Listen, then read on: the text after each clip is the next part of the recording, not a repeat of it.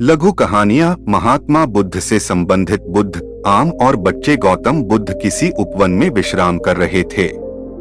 तभी बच्चों का एक झुंड आया और पेड़ पर पत्थर मारकर आम गिराने लगा। एक पत्थर बुद्ध के सर पर लगा और उससे खून बहने लगा। बुद्ध की आंखों में आंसू आ गए। बच्चों ने देखा तो भयभीत हो गए। उन्हें लगा कि अब बुद्ध उन्हें भला बुरा कहेंगे। बच्चों ने उनके चरण पकड़ लिए और उनसे क्षमा याचना करने लगे। उनमें से एक बच्चे ने कहा, हमसे बड़ी भूल हो गई है। मेरी वजह से आपको पत्थर लगा और आपके आंसू आ गए। इस पर बुद्ध ने कहा, बच्चों, मैं इसलिए दुखी हूं कि तुमने आम के पेड़ पर पत्थर मारा तो पेड़ ने बदले में तुम्हें मीठे फल दिए, लेकिन मुझे मारने पर मैं तुम्हें सिर्फ भय दे सका। परिश्रम के साथ धैर्य भी। एक बार भगवान बुद्ध अपने अनुयायियों के साथ किसी गांव में उपदेश देने जा रहे थे। उस गांव से पूर्व ही मार्ग में उन लोगों को जगह जगह बहुत सारे गड्ढे खुदे हुए मिले। बुद्ध के एक शिष्य ने उन गड्ढों को देखकर जिज्ञासा प्रकट की, आखिर इस तरह गड्ढे का खुदे होने का तात्पर्य क्या है? बुद्ध बोले, पानी की तलाश में किसी व्यक्ति ने इतने गड्ढे खोदे हैं। यदि वह धैर्यपूर्वक एक ही स्थान पर गड्ढा खोदता तो उसे पानी अवश्य मिल जाता, पर वह थोड़ी देर गड्ढा खोदता और पानी न मिलने पर दूसरा गड्ढा खोदना शुरू कर देता। व्यक्ति को परिश्रम करने के साथ धैर्य भी रखना चाहिए। अमृत की खेती। एक बार भगवान बुद्ध भिक्षा के लिए एक किसान के यहाँ पहुँचे। तथागत को भिक्षा के लिए आया देखकर किसान उपेक्षा से बोला, श्रमण, मैं हल जोतता हूँ और तब खाता हूँ, तुम्हें भी हल जोतना और बीज बोना चाहिए और तब खाना खाना चाहिए। बुद्ध ने कहा, महाराज, मैं भी खेती ही करता हूँ। इस पर किसान को जिज्ञासा हुई। बोले, गौतम, मैं न तुम्हारा हल देखता हूँ, न बैल और न ही खेती के स्थल। तब आप कैसे कहते हैं कि आप भी खेती ही करते हैं? आप कृपया अपनी खेती के संबंध में समझाएं। बुद्ध ने कहा, महाराज, मेरे पास श्रद्धा का बीज, तपस्या रूपी वर्षा प्रजा रूपी जोत और हल है। पाप भीरुता का दंड है। विचार रूपी रस्सी है। स्मृति और जागरूकता रूपी हल की फाल और पेनी है। मैं वचन और कर्म में संयत रहता हूँ।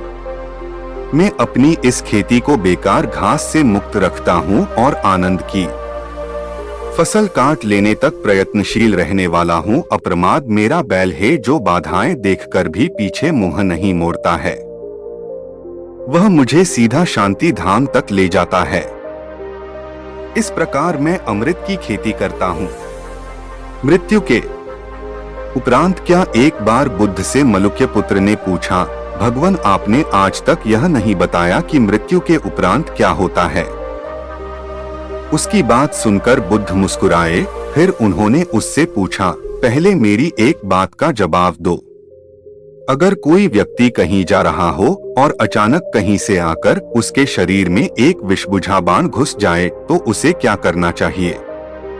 पहले शरीर में घुसे बाण को हटाना ठीक रहेगा या फिर देखना कि बाण किधर से आया है और किसे लक्ष्य कर मारा गया है? मलुक्य पुत्र ने कहा, पहले तो शरीर में घुसे बाण को तुरंत निकालना चाहिए, अन्यथा विष पूरे शरीर में फैल जाएगा। बुद्ध ने कहा, बिल्कुल ठीक कहा तुमने।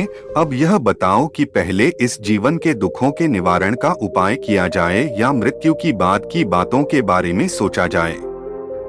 मलुक्य पुत्र अब समझ चुका था और उसकी जिज्ञासा शांत हो गई। बुद्ध ने कहा, सबका हित करो। एक दिन एक व्यक्ति बुद्ध के पास पहुंचा। वह बहुत अधिक तनाव में था। अनेक प्रश्न उसके दिमाग में घूम घूम कर उसे परेशान कर रहे थे, जैसे आत्मा क्या है? आदमी मृत्यु के बाद कहाँ जाता है? सृष्टि का निर्माता कौन है? स्वर्गनरक की अवधारणा कहाँ तक सच है और ईश्वर है या नहीं? उसे इन प्रश्नों के उत्तर नहीं मिल रहे थे। जब वह बुद्ध के पास पहुंचा तो उसने देखा कि बुद्ध को कई लोग घेर कर बैठे हैं। बुद्ध उन सभी के प्रश्नों व जिज्ञासाओं का समाधान अत्यंत सहज भाव से कर रहे हैं। काफी देर तक यह क्रम चलता रहा, किंतु बुद्ध धैर्यपूर्वक हर एक को संतुष्ट करते रहे।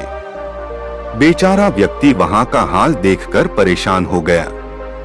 उसने सोचा कि इन्हें दुनियादारी के मामलों में पड़ने से क्या लाभ, अपना भगवत भजन करें और बुनियादी समस्याओं से ग्रस्त इन लोगों को भगाएं। किंतु बुद्ध का व्यवहार देखकर तो ऐसा लग रहा था मानो इन लोगों का दुहक उनका अपना दुहक है। आखिर उस व्यक्ति ने पूछ ही लिया, महाराज, आपको इन सांसारिक बातों से क्या लेना देना? बुद्ध बोले, मैं ज्ञानी नहीं हूँ और इंसान हूँ। वैसे भी वह ज्ञान किस काम का जो इतना घमंडी और आत्म केंद्रित हो कि अपने अतिरिक्त दूसरे की चिंता ही न कर सके। ऐसा ज्ञान तो अज्ञान से भी बुरा है। बुद्ध की बातें सुनकर व्यक्ति की उलझन दूर हो गई। उस दिन से उसकी सोच व आचरण दोनों बदल गए। कथा का सार यह है कि ज्ञान तभी सार्थक होता है जब वह लोक कल्याण में संलग्न हो। बुद्ध ने युवक को सत्संग का महत्व समझाया। महात्मा बुद्ध एक गांव में ठहरे हुए थे। वे प्रतिदिन शाम को वहां पर सत्संग करते थे।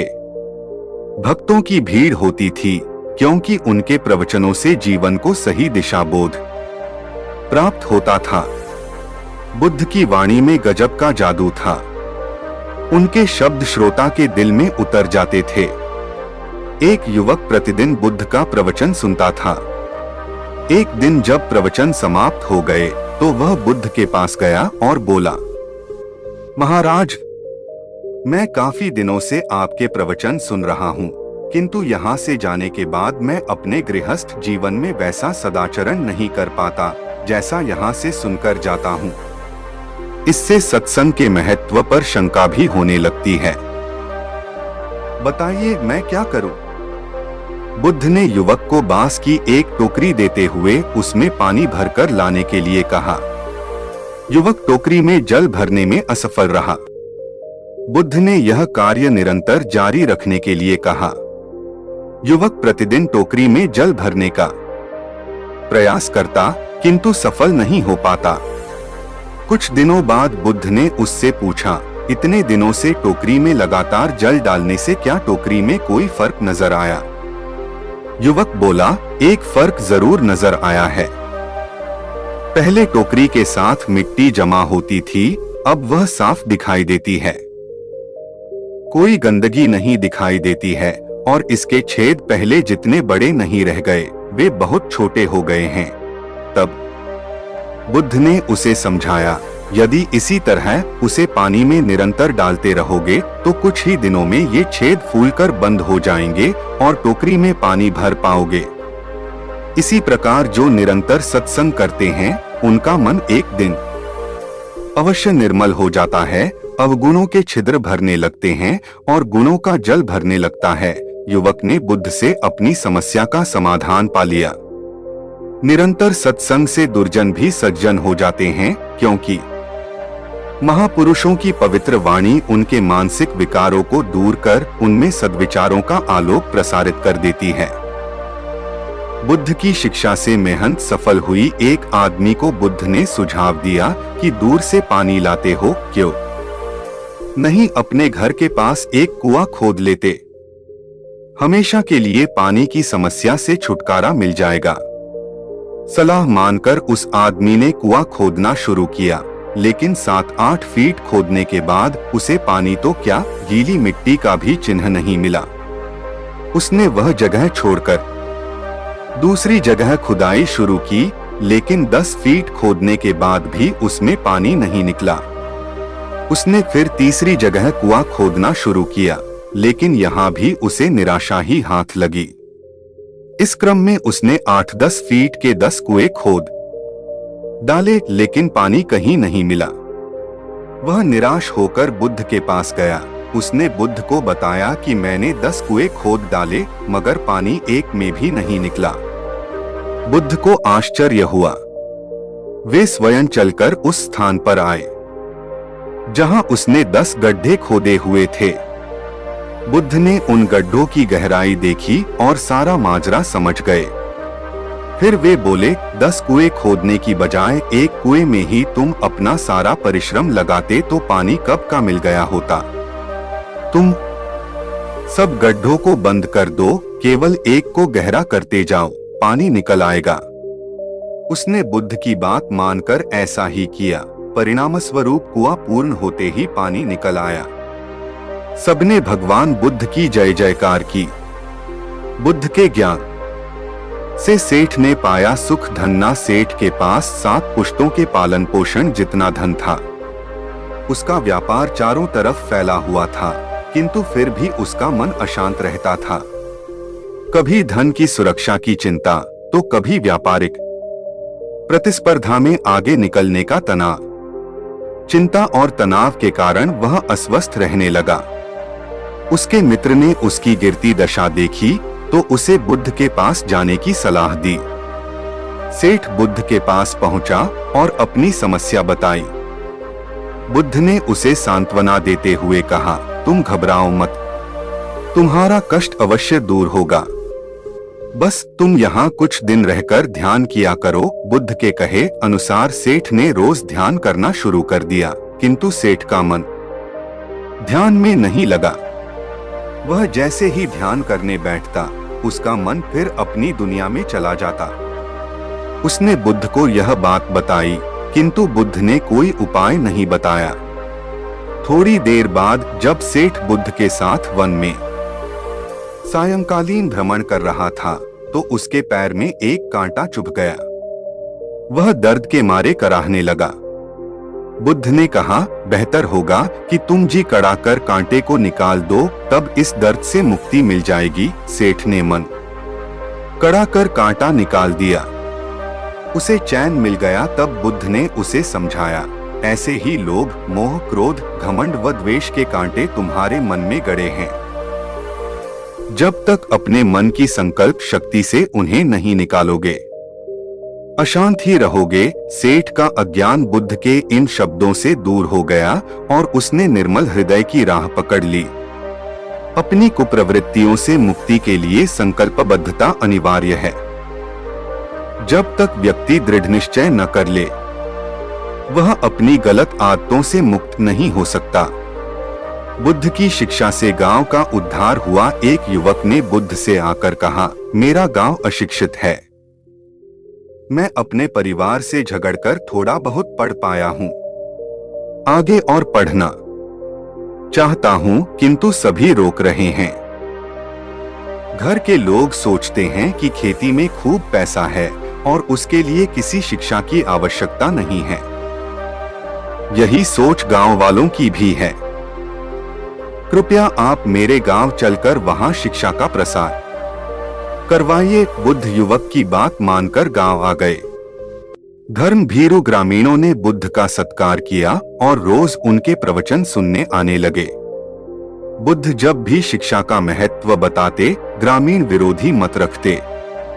एक दिन एक महिला अपने 5 साल के बच्चे के लिए पूछने लगी कि उसे किस उम्र से शिक्षा दिलवाएं। तब बुद्ध ने समझाया कि तुम्हें तो 5 वर्ष पूर्व उसकी शिक्षा शुरू कर देनी थी। उसे क्या खाना है, क्या नहीं, कैसे वह क्या बोलना है आदि बातें शुरू से सिखाओगी, तभी तो वह अपना उचित ख्याल रख सकेगा। बुद्ध की यह बात महिला सहित सभी ग्रामीणों को समझ में आ गई। उन्होंने अपने बच्चों को विद्यालय भेजना शुरू किया। यह समय वर्षा का था। युवक ने लोगों को जल संग्रहण की तकनीक बताई। अधिकांश ने उपहास किया, किंतु युवक अपना काम करता रहा। बुद्ध का सहयोग प्राप्त था, इसलिए किसी ने उसका खुलकर विरोध नहीं किया। जब गर्मी में भीषण जल संकट के कारण फसलें सूखने लगीं, तो युवक ने कुएं खुदवाए, जिनमें जल संग्रहण की तकनीक के कारण खूब पानी निकला। ग्रामीण अब शिक्षा का महत्व समझ चुके थे। धीरे धीरे संपूर्ण गांव शिक्षित हो गया। ज्ञान हर उम्र में अर्जित किया जा सकता है। यही ज्ञान हमें जीवन में आने वाली समस्याओं के समाधान की राह सुझाता है।